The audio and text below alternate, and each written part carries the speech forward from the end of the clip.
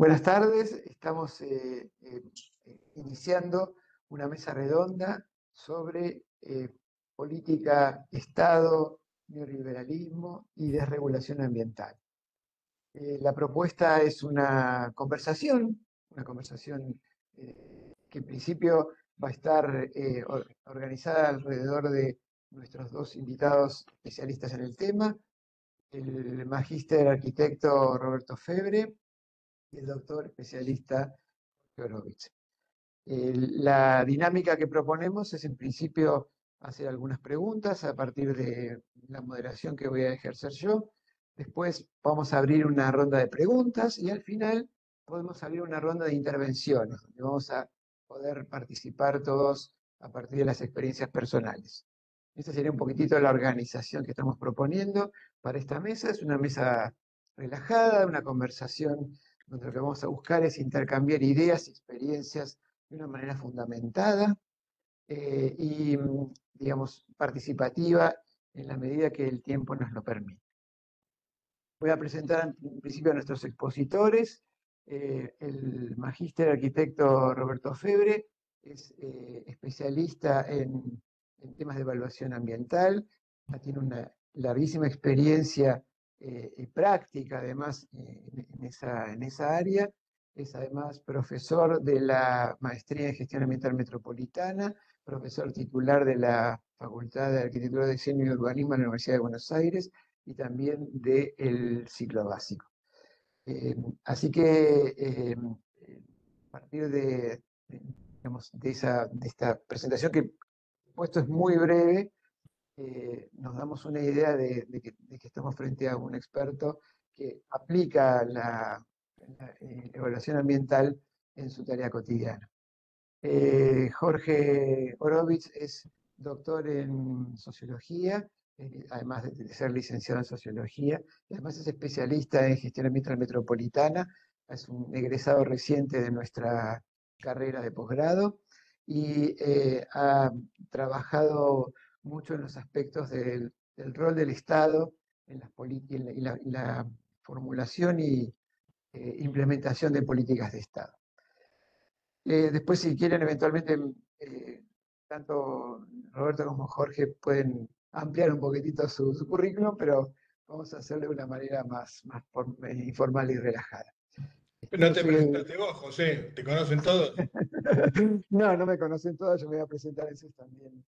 En mi caso, yo soy José Roberto Dadón, soy doctor en Ciencias Biológicas y soy el director de la Maestría en Gestión Ambiental Metropolitana, con orientación hacia temas urbano-ambientales y especialización en los sistemas costeros, sistemas urbanos costeros, en los impactos urbano-ambientales que existen en esa área. Vamos entonces a hacer una primera pregunta, que esta se la voy a formular a Roberto. Y me gustaría que nos comentara así muy brevemente, como para orientarnos desde el principio, qué se entiende por regulación ambiental, cuáles son los objetivos que tiene la regulación ambiental y cómo se aplica a las áreas metropolitanas, urbanas en general. Bueno, ¿qué tal? Buenas tardes a todos. Me parece interesante pensar la cuestión ambiental hoy en día, en esta época, organizada como en dos grandes paquetes.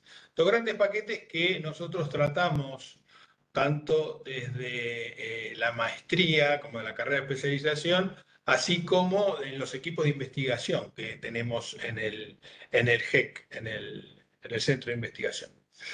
Esos dos grandes paquetes son, por un lado, el tema de, bueno, cómo el Estado garantiza, asegura la calidad ambiental de los espacios que debe administrar de una manera u otra.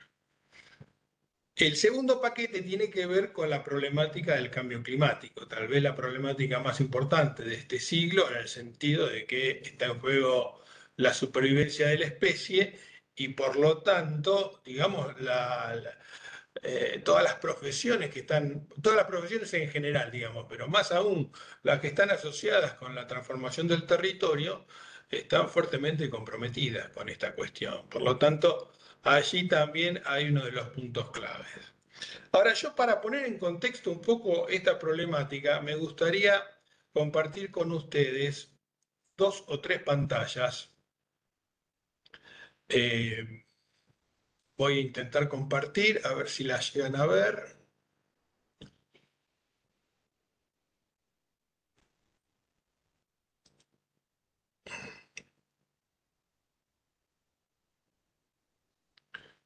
¿Se ve ahí? Sí, sí, perfecto. Bueno, ¿por qué esta pantalla? Bueno, es una síntesis de los objetivos de la Ley General del Ambiente, que es la ley que regula ese primer paquete, digamos, la ley madre que regula ese primer paquete. Como saben, es una ley de presupuestos mínimos, es decir, que tiene vigencia a nivel de todo el país y es el piso sobre el cual las distintas provincias y la ciudad de Buenos Aires deben instrumentar sus propias leyes.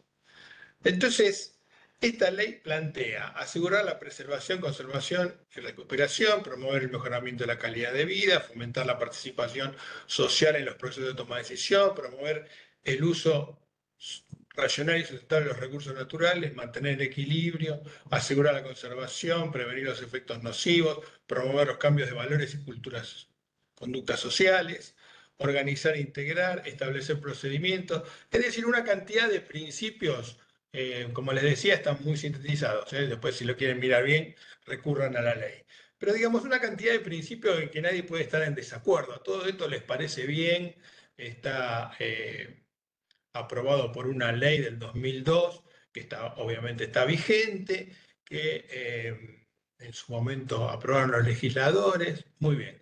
Ahora, la realidad es que cuando desarrolladores, empresarios, profesionales, especialistas en la configuración y construcción del territorio, tienen que abordar proyectos, planes y programas, esto no lo aplican, no está inmerso en las formulaciones de esos planes, programas, etcétera, etcétera. Es decir, esta primera cosa que yo quiero señalar es como una, un desacople, un desajuste entre el marco normativo, es decir, todas aquellas normativas que regulan la cuestión ambiental, y la agenda política, social y de gestión propia de los organismos que tienen la responsabilidad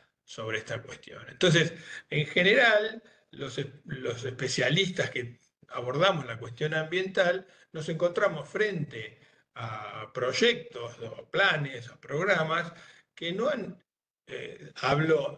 por supuesto que hay excepciones, ¿no? Pero hablo mayoritariamente que no han considerado este enfoque en la formulación inicial, con todos los problemas que esto trae aparejado y luego todos los niveles de conflictividad que esto produce a nivel de gestión, al punto que muchos de estos proyectos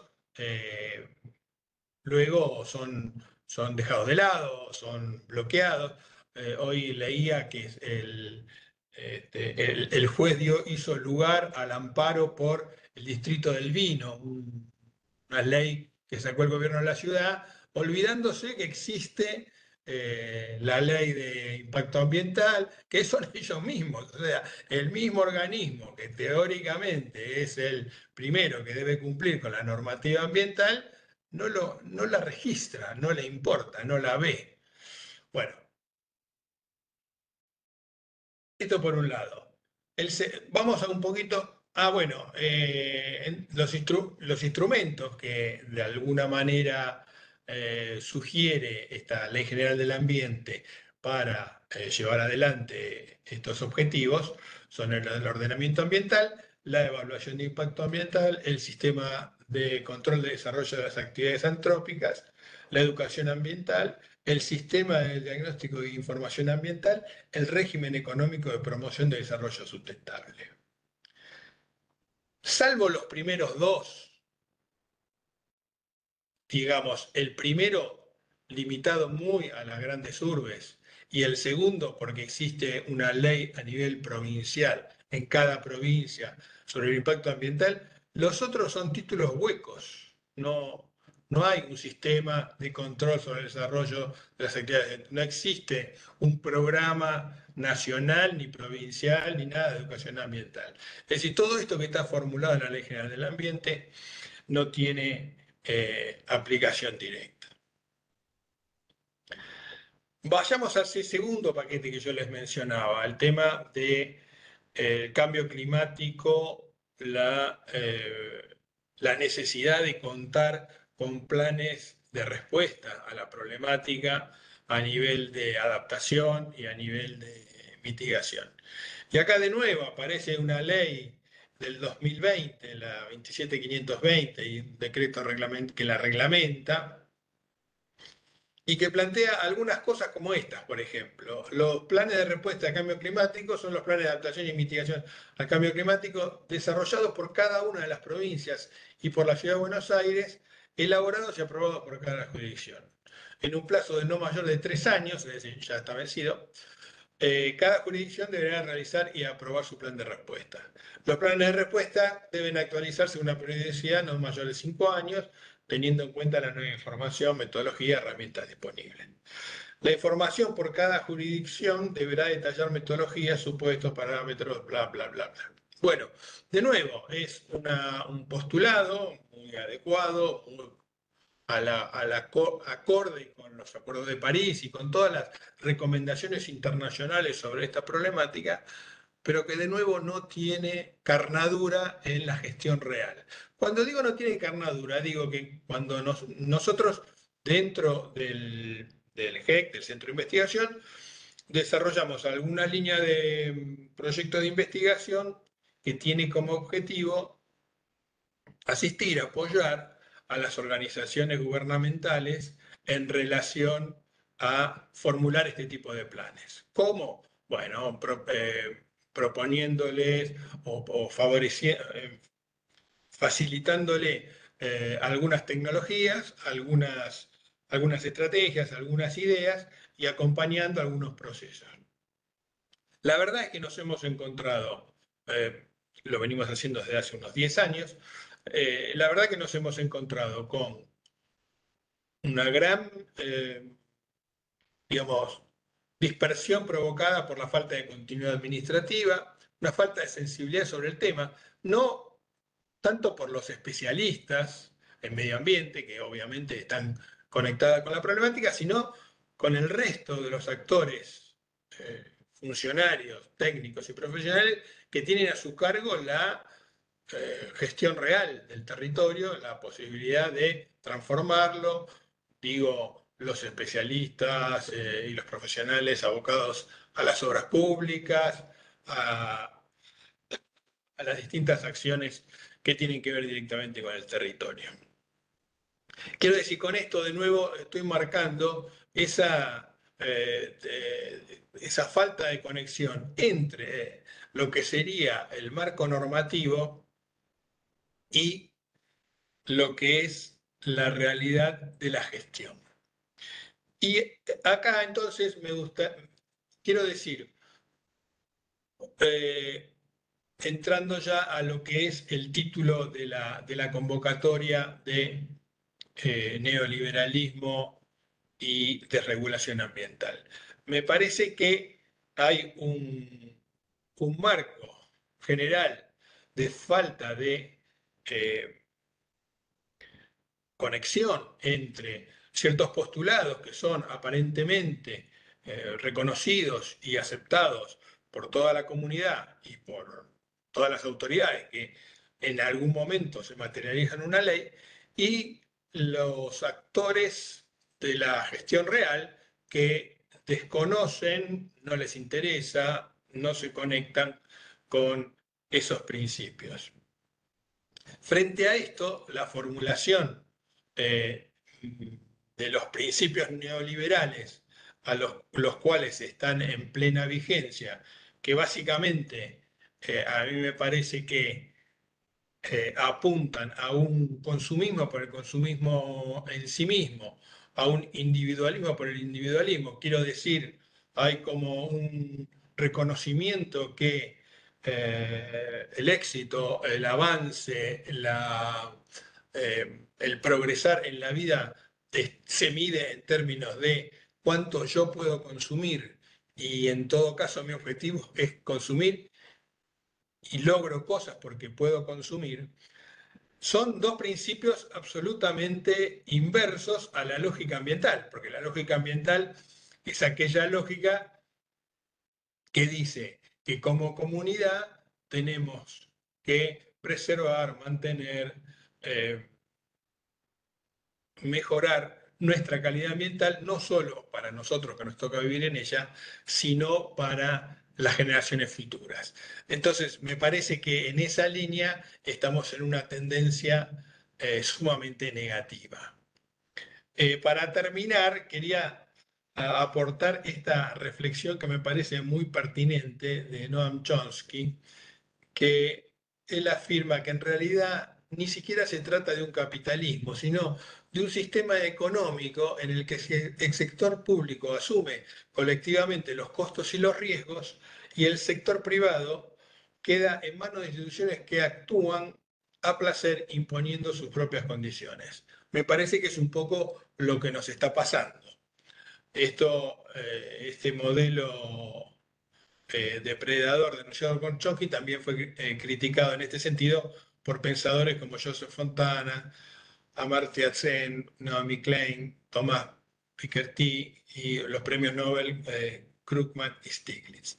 Así que bueno, simplemente lo quería plantear esto como un marco de discusión y cedo la palabra a Jorge, ¿no? Venía ahora. Efectivamente. A ver, Jorge, si quieres hacer un comentario.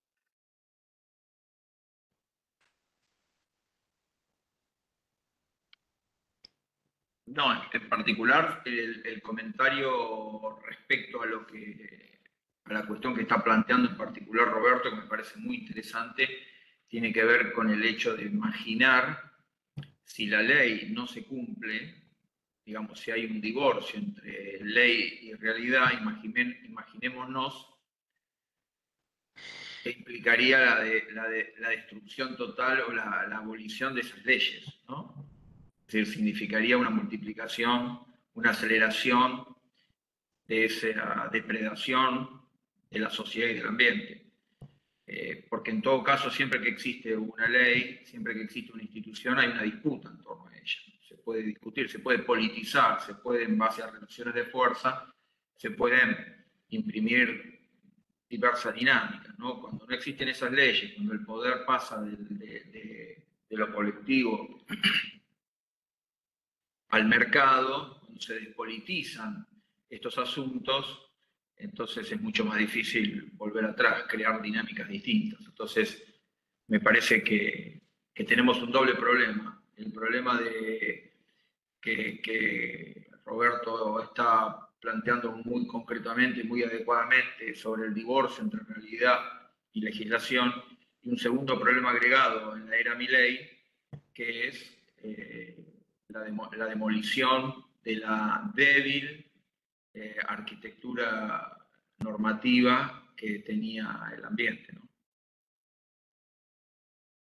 Ahora, a mí me gustaría preguntarles, bueno, en principio a Jorge, pero también después a Roberto, eh, ¿a qué se debe esa debilidad? Porque si el Estado es responsable de llevar a cabo determinadas políticas, ¿cuáles son los conflictos que se plantean en el momento de implementarlos? O sea, ¿cuáles son los intereses encontrados que, en lugar de fortalecer esta normativa, que viene de la... Lo interesante es decir que viene de la agenda internacional y de una agenda internacional de los 90, o sea, no estamos hablando de algo de la época de la Guerra Fría, estamos hablando de un momento de la historia en la cual hay una descentralización administrativa, hay un debilitamiento del poder del Estado, hay un montón de reformas en el funcionamiento de las instituciones, pero que al mismo tiempo llevan a la agenda internacional el tema de la cuestión ambiental. Entonces, ¿de dónde surge esa conflictividad o cuáles son los actores o la dinámica de esa conflictividad? Mirá, en primer lugar, me parece que hay cuestiones que son más de coyuntura y cuestiones que son de fondo para poder entender esta nueva realidad y para poder entender un poco este impulso desregulador y de destrucción del Estado que estamos atravesando ahora, digamos, con el decreto 70 y con la ley ómnibus. La ley ómnibus se cayó, pero ya avisó Milei que la va a volver a colocar a través de múltiples decretos, con lo cual es una cuestión eventualmente es una cuestión de tiempo. Y me parece que no podemos referir, los actores no lo podemos referir solamente internos al país, sino que tenemos que entender un poco el contexto global que estamos viviendo. En particular, me da la impresión que desde el 2008, desde la crisis del sistema financiero internacional, estuvimos asistiendo a un flujo creciente de capital financiero, ¿no? Que tuvo que ver con los flujos, con la fluidez del capital y las inversiones en distintos países periféricos. Entonces, tenemos ahí un actor clave, que es el capital financiero internacional, los grandes bancos y también los fondos institucionales. Es decir, que el resultado de la crisis no fue solamente 14 millones de viviendas, de personas que perdieron viviendas, sino también la aceleración de estos flujos hacia países periféricos, que la socióloga Saskia Sassen denominó como la expansión territorial del capital global. Es decir, este proceso, ¿no?, de la crisis, cómo se expande ese capital, que además fue subvencionado por las grandes potencias para rescatar a ciertos bancos y ciertos fondos, y esto está relacionado con las repercusiones que esto tiene a nivel urbano, periurbano, de las grandes ciudades y de los países periféricos en las proliferaciones de inversiones inmobiliarias, especulativas. Lo vimos con los barrios cerrados, las grandes tiendas, las reformas de zonas enteras para turismo, para consumo, etcétera, etcétera, ¿no? Que tiene que ver con lo urbano y con lo periurbano, y los efectos perniciosos que esto tiene, ¿no? Bueno, en el GAM estudiamos el tema del río Luján, ¿no? Los humedales, el ejemplo de los barrios privados, por ejemplo, de cómo afecta a los humedales, las inundaciones, los desvíos del curso de agua, la fragmentación socioterritorial, la segregación, la destrucción del humedal. Todo esto son efectos, digamos, de determinados modelos de producir la ciudad. Entonces, a nivel internacional, quiero para resumir, que se crea una presión muy fuerte del capital internacional, también del capital local, asociado muchas veces, por la privatización, por los permisos de explotación, por la desregulación de la economía, por el uso del suelo. Y esto es lo que estamos viendo hoy, tomando un poco las medidas que toma Milei, tiene que ver, digamos, que son fervientemente apoyadas por las grandes corporaciones. Incluso se dice que fueron los propios bufetes de abogados de estas grandes empresas y de las cámaras empresarias quienes formularon de puño y letra tanto el DNU como el Ley Ómnibus. Son una respuesta de alguna manera a esta demanda. Es la captura del Estado por parte de los intereses corporativos. Entonces, y además esto recién empieza porque dice que tiene 300 reformas más en carpeta, que no es que se detiene acá, sino que hay muchas más que todavía no conocemos, pero entendemos cuál es esta dinámica que yo le llamo de turbocapitalismo. Él le llama narcocapitalismo, puede ser un turbocapitalismo, porque lo que hace es la aceleración de este empoderamiento del mercado y de las grandes corporaciones y la destrucción de las instituciones del Estado, entre ellas la de la regulación ambiental. Tomemos la ley de tierras. La ley de tierras imponía cupos, bueno, más o menos conocemos, digamos, el 15% de cupos a nivel nacional, provincial y y municipal, no más de 1000 hectáreas, etcétera, etcétera. Hay una cierta regulación para defendiendo un poco la soberanía y que impedir de alguna manera la explotación indiscriminada de ciertos recursos naturales, la defensa de tierras de frontera, de cuerpos de agua, etcétera, ¿no? Ya había sido modificada ciertos aspectos por Macri, que favorecían esta compra de tierra por parte del capital extranjero. Pero hoy directamente, digamos, se deroga, y esto implica, digamos, por parte del Estado Nacional, de las provincias, la pérdida de poder y de capacidad de política, ¿no? Y el resultado final es la pérdida de derechos ambientales y sociales. No es la libertad de mercado, sino la desprotección del ambiente y de la sociedad, de las personas. Ahora, uno de los pilares de este nuevo modelo de turbocapitalismo es este régimen de incentivo, no recuerdo el nombre, es un régimen de incentivo de inversiones que ofrece, digamos, una desregulación total a este capital extranjero en explotación hidrocarburífera, minera, pero en distintas inversiones, también en inversiones urbanas, inmobiliarias, que tiene que ver con beneficios tributarios, aduaneros, de todo tipo, exportaciones, etcétera, ¿no? Subsidios que por otra parte no tienen los sectores vulnerables y se le están quitando. Pero bueno, esto tiene un impacto directo con las medidas sobre la explotación, sobre minería, agricultura, ganadería, ¿no? La desregulación de la ley de bosques, de la ley de glaciares, ¿no? Que se permite la explotación minera en el sector periglacial, etcétera, etcétera. Distintas medidas plasmadas en el decreto 70 y en la ley ómnibus tendientes a esta desregulación y a esta licencia, digamos, gubernamental, estatal, para la explotación indiscriminada en distintos sectores donde antes estaba prohibido, ¿no? Ahora, a nivel urbano, esto también tiene repercusiones, porque a nivel urbano implica inevitablemente el flujo de inversiones directas sin regulación, implica una profundización de una segregación socioterritorial que ya vivimos desde los 90, por ejemplo, que implica también fragmentación, gentrificación, segregación socioterritorial. Entonces,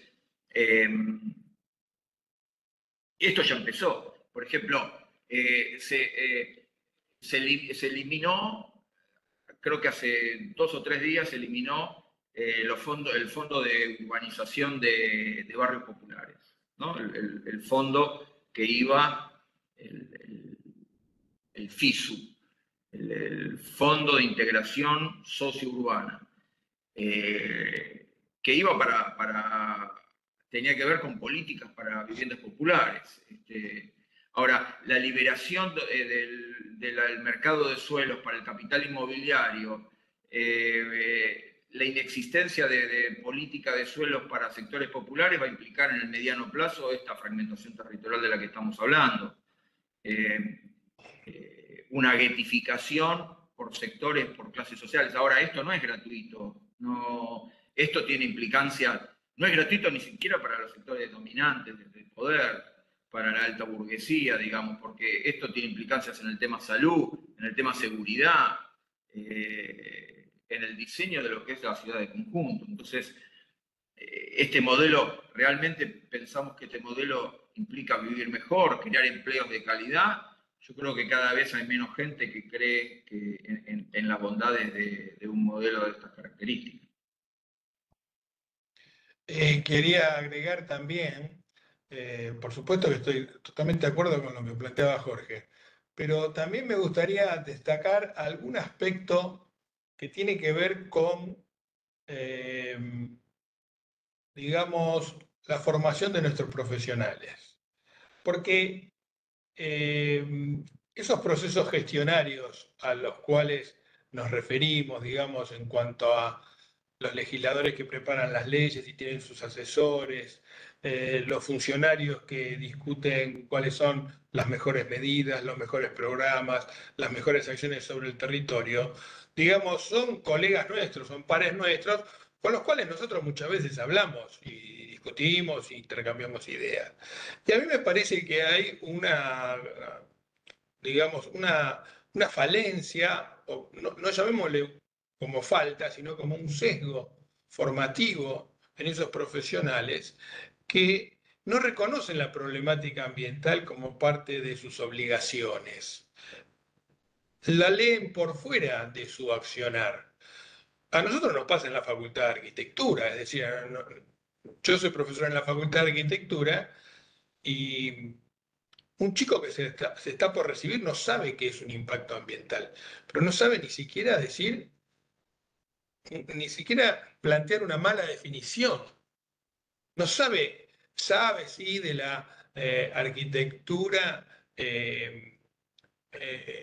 amigable con el ambiente y entonces le enseñaron a poner 3 o 4 tips en los proyectos para decir que es un proyecto ambientalmente sustentable.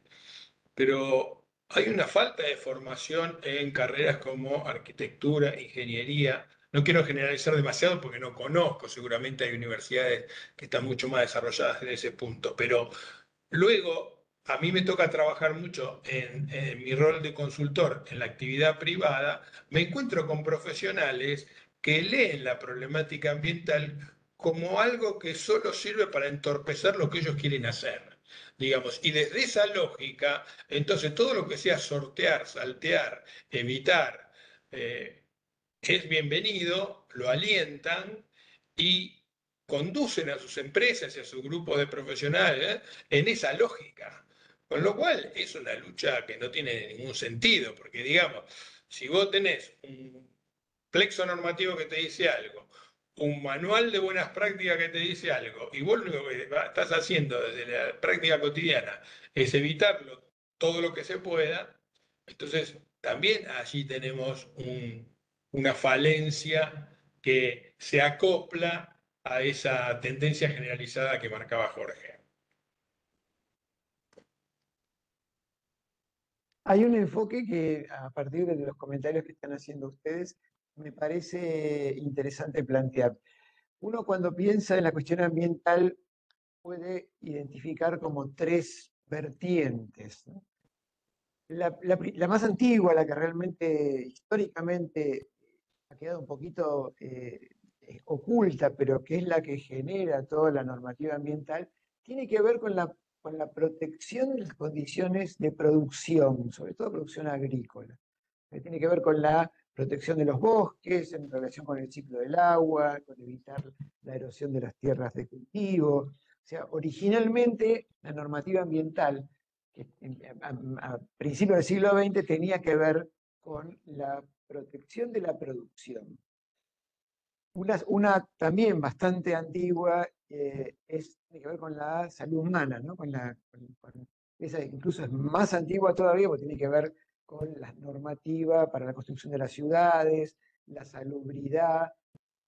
Y hay una tercera que es quizá la que aparece mediáticamente como más fuerte y que justamente oculta a las otras dos, y que tiene que ver con la protección de la biodiversidad y con una especie de visión romántica de que tenemos que salvar el oso polar, ¿no? Y la biodiversidad, que no la desmerezco, pero que es la que termina apareciendo como la principal fundamentación de la legislación ambiental y que eh, genera esa actitud un poco despectiva o esa ignorancia que estaba comentando recién Roberto, ¿no? Que, ¿por qué voy a preocuparme yo por algo que en realidad debería ser problema de, qué sé yo, de los conservacionistas?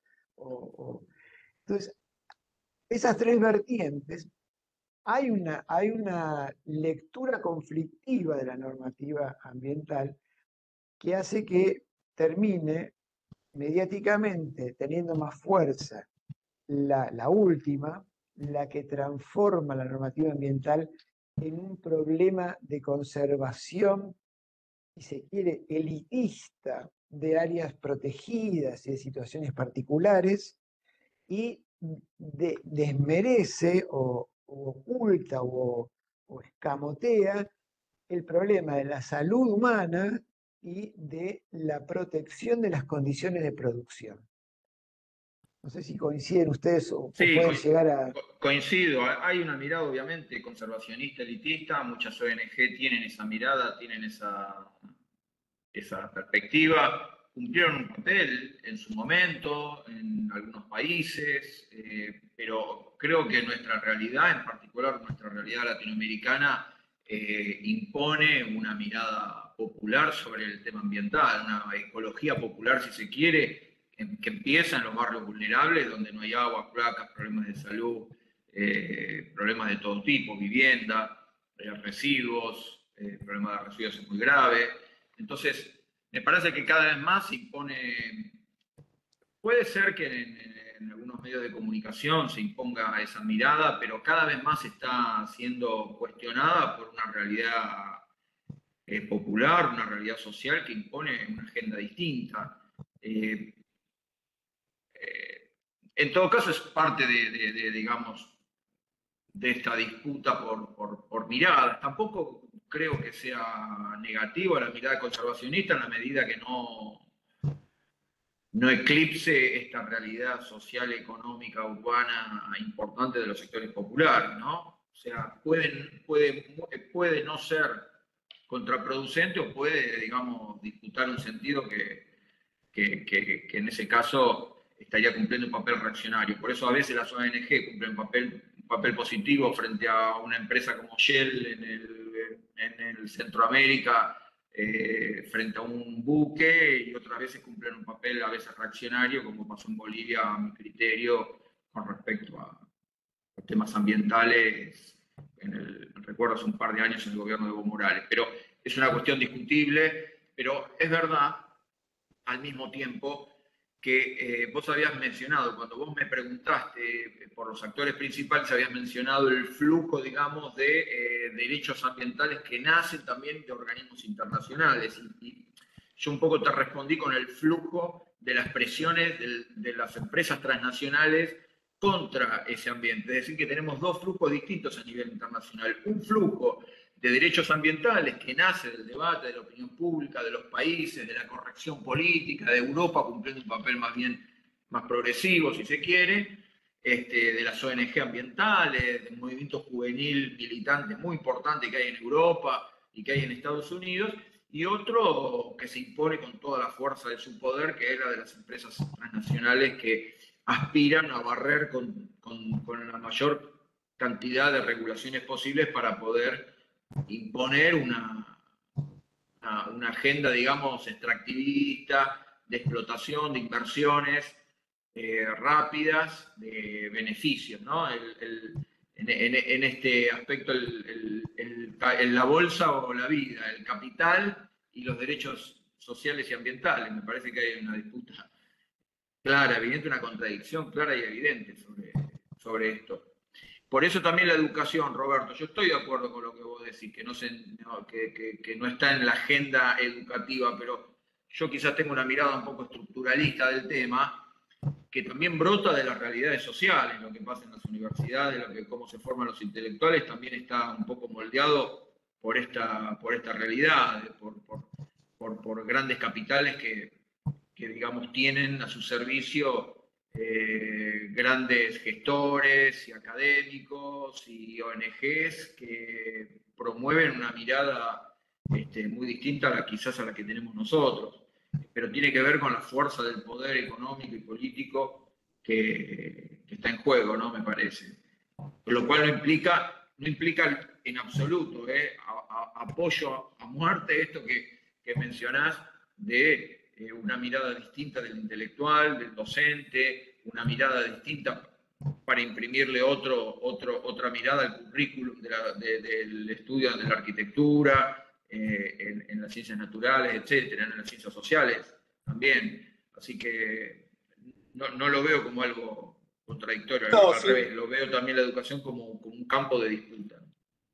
sin duda, lo que uno de alguna manera pretendería en el ideario académico que justamente la academia sea un área de revisión de esto, ¿no? Y entonces esté a la vanguardia de la problemática proponiendo soluciones superadoras. Y ahí es donde yo le veo la pata floja, ¿no?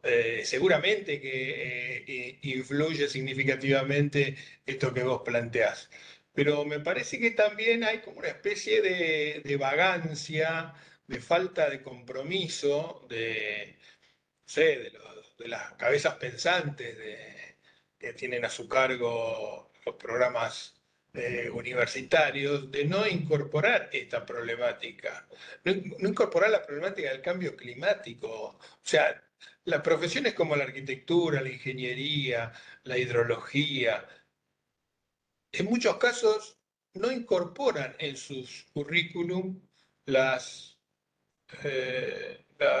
efectos del cambio climático. Ahora, ¿por qué? Bueno, ahí seguramente aparecen todas estas causalidades que nosotros comentamos, y yo creo que el no trabajar demasiado también es una. Este, Me parece que nos falta ahí un plus de ponernos con este tema a nivel de docentes.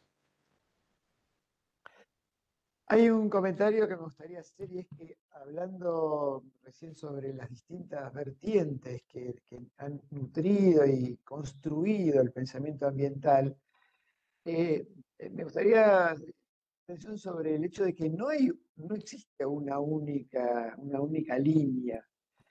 Lo que se entiende por normativa ambiental en Europa tiene un cierto cariz, en Latinoamérica tiene otro. Yo diría que Europa es más bien conservadora, mantiene un status quo, trata de más tradicionalista, y en cambio en los movimientos ambientalistas de Latinoamérica hay una noción de desarrollo implementada y no de mantenimiento de condiciones previas.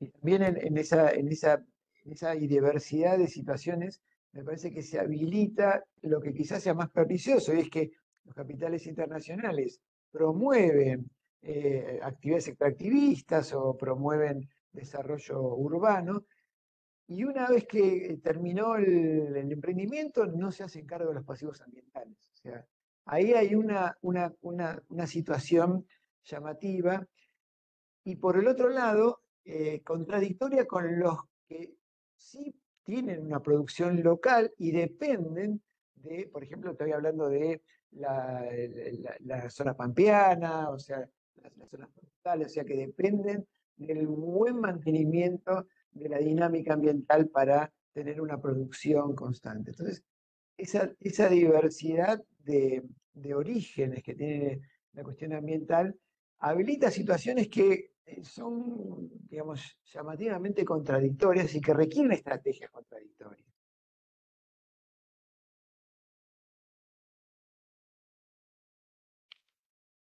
Sí, totalmente. Digo, muy cortito para no acaparar.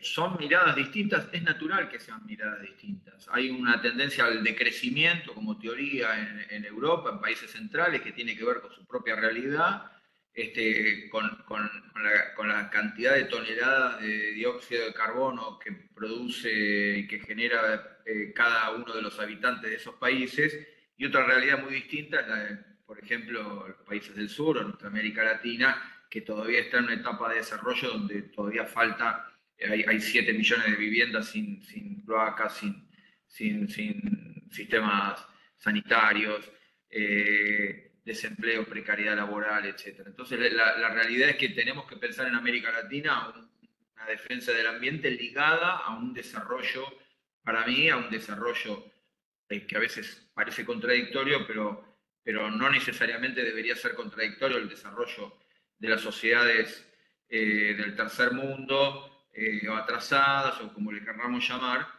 con la defensa del ambiente. Siempre va a haber una tensión, naturalmente va a haber una tensión, pero es una realidad totalmente distinta a la de los países centrales. Si queremos imponer perspectiva del decrecimiento como realidad, como perspectiva ecologista en países como los nuestros, es muy difícil que empalme con la realidad. Es muy, muy difícil. En cambio, un movimiento decrecionista tiene mucho más sentido en países centrales, en Suecia, en Dinamarca, en muchos países centrales donde hay una militancia y donde hay intelectuales y un movimiento por el decrecimiento, por el conservacionismo, le llamás vos, de conservar lo que hay, no seguir creciendo por el crecimiento mismo y encontrar la felicidad y el desarrollo en otros aspectos de la vida, ¿no? Pero naturalmente eso tiene que ver con dos realidades totalmente distintas, y que por ahora van a seguir siendo realidades muy distintas, ¿no? Entonces tenemos que pensar en una perspectiva, en una mirada ambiental desde nuestra América Latina. Es inevitable, es inexorable si no queremos descolgarnos de la realidad que existe a nuestro alrededor.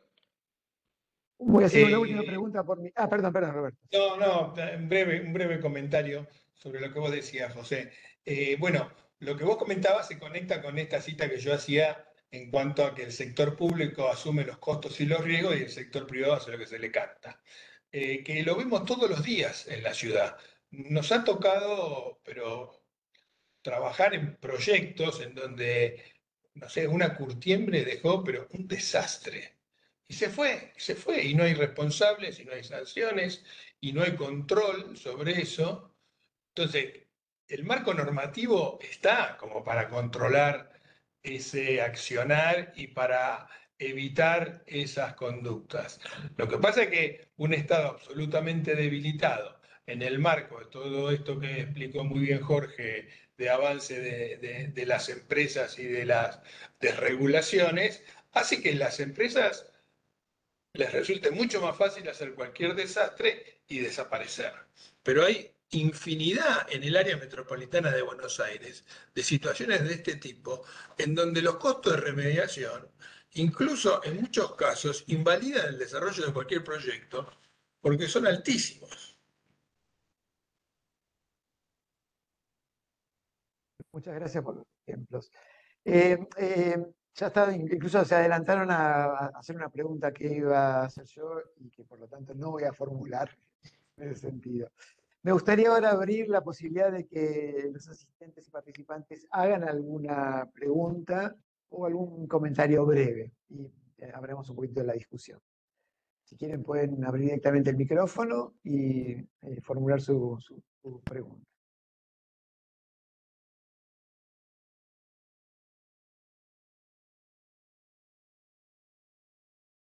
Si no hay preguntas, comentarios, ¿algún comentario? Hola, Sí, adelante. hola, buenas tardes. Qué gusto verles. No, es un comentario, ¿no? Como pensando, creo que las personas que estamos en esta área desde hace muchos años, desde distintos lugares, a veces académicos, a veces en la militancia, a veces del otro lado del mostrador, como dicen acá, en un contexto como el actual, pregunto, ¿no? Que más allá de movilizaciones sociales, ¿qué más se avecina? Porque la movilización es ahora, es mañana, la semana que viene, el viernes. eh, y bueno, parece que esa sería por ahora como la opción del ahogado, ¿no? Como, bueno, vamos a... y ni tan ahogado porque se pudieron frenar cuestiones desde la institucionalidad, cuestión que creo que hay que también poner como subrayado. Em, pero no, me pregunto, ¿no? ¿Cómo visionan ustedes las siguientes semanas, los siguientes meses? ¿Qué estrategias, si quieren, institucionales, políticas, eh, creen que pueden surgir de estos actores que estamos todos como corridos, unos a punto de correrse o de que los corran, otros ahí acomodándose, nuevos, ¿no? Hay como una reorganización del poder y nada, me pregunto eso, ¿cómo lo ven? Gracias, Fedora, por tu pregunta. Jorge o Roberto.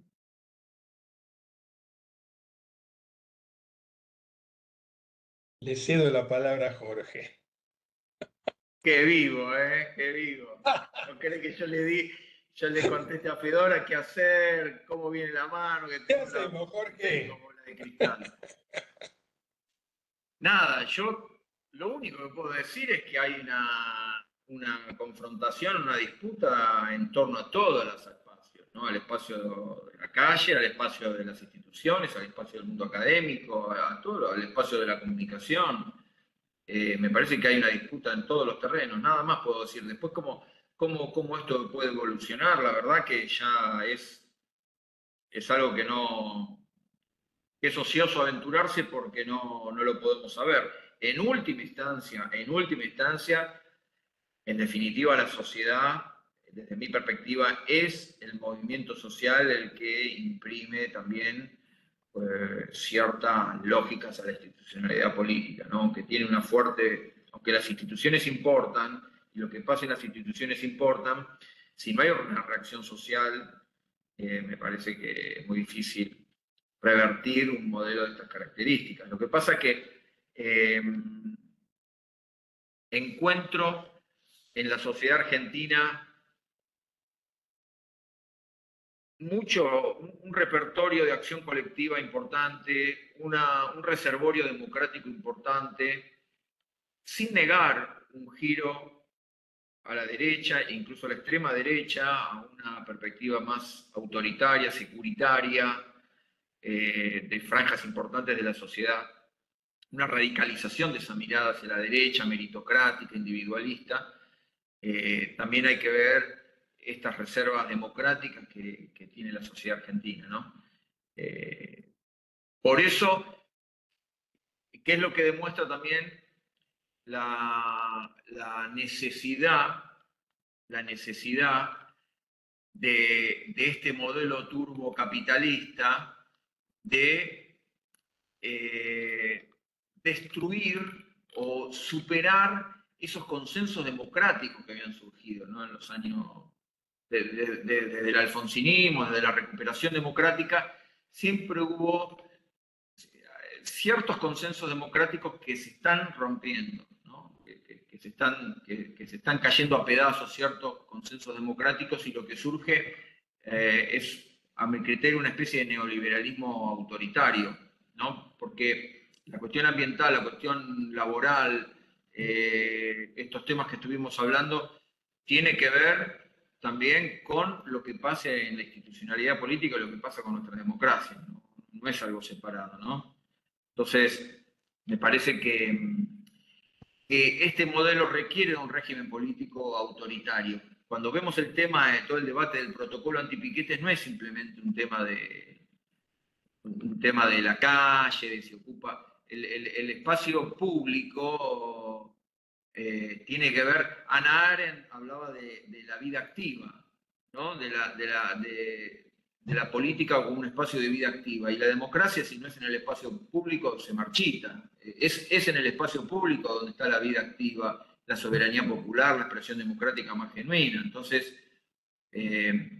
cuando se quiere romper todo esto, cuando se desprestigia a los derechos humanos, cuando escuchamos una mirada negacionista sobre el tema de derechos humanos, cuando se elimina el INADI y se da vía libre a la misoginia, al odio, a la violencia verbal, etcétera, se está dando vía libre a este régimen autoritario. Por eso a mí hay un debate sobre si estamos en la cuarta ola neoliberal, etcétera. Me da la impresión que es una radicalización del neoliberalismo, que no es lo mismo tampoco incluso que el gobierno de Macri. Me parece que hay una radicalización de estos rasgos del autoritarismo que hacen pensar en un régimen de consumarse, ¿no? De consumarse un régimen político muy distinto. Por eso la confrontación, la disputa, el debate no es solo en términos de una ley o de un modelo económico, sino de un modelo social, político, ¿no? De dónde queremos vivir, si vamos a transformar a nuestra democracia en un principio de absoluta formalidad para que se vote cada 2 años con un sistema electoral a la norteamericana bancada por las grandes empresas, que es la reforma electoral que quiere hacer el gobierno, o una democracia robusta, participativa, digamos, que tenga proteínas y vitaminas, ¿no? No lo que quieren hacer, que es meter un respirador artificial con simplemente el sufragio cada 2 años. Entonces, estas tendencias autoritarias son tendencias que estamos viendo a nivel internacional, que lo estamos viendo en distintos países, no solamente esta línea autoritaria, no solamente en países como Rusia o como Turquía o como la India de Modi, sino también en países como Inglaterra. Claramente un país que tiene un primer ministro que es muy parecido a Patricia Bullrich, y una posible eventual triunfo de Donald Trump reforzaría esto, ¿no? Con lo cual estamos en una situación que no es solamente nacional, que es internacional también, que es global, con lo cual implica desafíos muy grandes. Por eso digo, a la pregunta de Fedora, hacia dónde vamos, no lo podemos decir, pero cuando decimos que estamos disputando, es este sentido en todos los terrenos, ¿no? Parece que es no solamente en el terreno de tal o cual ley, de tal regulación, sino en el sentido de dónde queremos vivir, en qué sociedad queremos vivir. Si queremos vivir en una sociedad o entendemos que la sociedad, como decía Margaret Thatcher, no existe y lo que existe son relaciones interindividuales sin mediar ningún tipo de institución, ni de comunidad, ni de sociedad. Entonces, estamos viendo qué modelo de vida queremos, ¿no? Estamos disputando eso, estamos discutiendo qué modelo de vida queremos. Bueno, sí, yo diría un breve comentario, de acuerdo con lo que planteaba Jorge. Me parece que el nivel de incertidumbre de este momento es altísimo. No sabemos si esta agenda autoritaria se va a terminar imponiendo o los niveles de resistencia que ya se están viendo la pueden poner en crisis. De cualquier manera, yo creo que enfocando en la problemática ambiental, la naturaleza de la problemática se va a imponer tarde o temprano. Es decir, los efectos del cambio climático son cada vez más tangibles. Solo por mencionar lo molesto que han sido los mosquitos en estos últimos días, me parece que esto va a ser cada vez más evidente, más potente y va a requerir de respuestas cada vez más consistentes. Entonces, en ese punto yo creo que más allá eh, de la ideología dominante de cada momento, va a tener que haber respuestas claras en ese sentido. para ir cerrando un poquitito la charla y el intercambio de ideas, acuerdo con lo que ustedes estaban comentando y en particular, uno puede pensar que está en juego, hay una disputa por el sentido, por el proyecto de sociedad, por el modelo económico, pero es cierto lo que estaban comentando recién y sobre todo lo que decía Roberto, la, la realidad ambiental no es manejable, no existe solamente en el mundo virtual o de las ideas, existe en la realidad y los problemas que se van planteando. Estoy pensando, por ejemplo, en el negacionismo del cambio climático o en los impactos ambientales de las actividades que están generándose en Latinoamérica, productivas y extractivas también, y también en los modelos urbanos que se están aplicando. Esa realidad no se puede negar porque no depende de la voluntad o no depende del discurso, ¿no? Se puede interpretar de distintas maneras, se puede disfrazar de distintas maneras, se puede discutir cuál es digamos, el sentido de lo que está ocurriendo, pero en última instancia es como negar la ley de gravedad. Si hay inundaciones, si hay sequías, si hay mayor cantidad de incendios, si hay contaminación, esos son datos de la realidad que son innegables. Se puede discutir la interpretación y se pueden discutir las políticas que se van a aplicar frente a ellas, pero esa realidad a la larga, acuerdo que se va a imponer. Bueno, les agradezco. Sí, ¿alguien quiere decir algo más? Y si no, cerramos, ya estamos más o menos en Yo tiempo. quiero un segundito, un minutito responder algo que yo comparto con ustedes dos el hecho de que la realidad se impone a cada paso. Se viene imponiendo y se va a imponer cada vez más. Cada vez más. Fenómenos y en eventos naturales, catastróficos que estamos viviendo a lo largo y ancho de los distintos países, ¿no? No solamente de nuestro país, ni siquiera de nuestro continente. Pero las respuestas a esa catástrofe climática pueden ser muy regresivas, no solamente tomarlas y decir, ok, es verdad, estamos al horno, estamos mal, vamos a tratar de resolverlo, sino que pueden ser pesadillescas las soluciones, soluciones segregacionistas, soluciones donde los sectores pudientes pueden zafar de sequías o de inundaciones, mientras que la gran mayoría no lo puede hacer en los sectores de ribera. O sea que podemos ir a soluciones muy distintas, ¿no? Por ejemplo, acá tengo el presidente dijo, ¿no? Todas estas políticas que culpan al ser humano del cambio climático son falsas y lo único que buscan, hablando de los vagos, es recaudar fondos para financiar vagos socialistas que escriben papers de cuarta. Digamos, eso dice, ¿no? Y después Venegas Lynch propone hacer que todo se resuelve con derechos de propiedad. ¿Por qué las gallinas y la vaca no se extinguen? Porque hay un propietario, ¿no? Porque hay un uso económico de las vacas y las gallinas, dice Venegas Lynch, Bertie Venegas Lynch. Entonces, las interpretaciones y las soluciones que se den a esta crisis pueden ser realmente muy graves. Entonces, creo que ahí también, en qué hacer frente a esto, hay también una discusión que dar, un modelo que ofrecer, ¿no?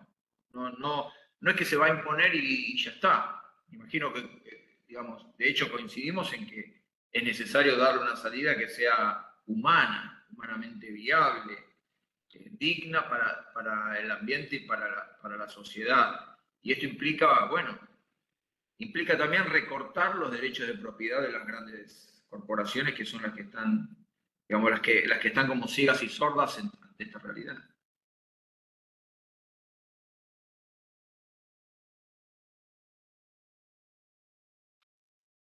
No te escucho, está silenciado. Perdón. Digamos, para lo que estabas comentando recién sobre lo que decía Venegas Lynch, sobre el derecho de propiedad sobre las ballenas y sobre el territorio y todo, es una interpretación tendenciosa de los estudios de Hardy sobre la tragedia de los comunes, que además ya fue refutada, o sea, hace años que ha sido refutado. Lo que muestra toda esta charla que estuvimos viendo, y con esto cerramos, es que empezamos hablando del tema ambiental, pero necesariamente está cruzado por política, por economía, por aspectos sociales, por usos del suelo, por cultura, y en ese sentido reafirmo también lo que tu último comentario, Jorge. Por eso llamamos a esta charla con el título que le pusimos.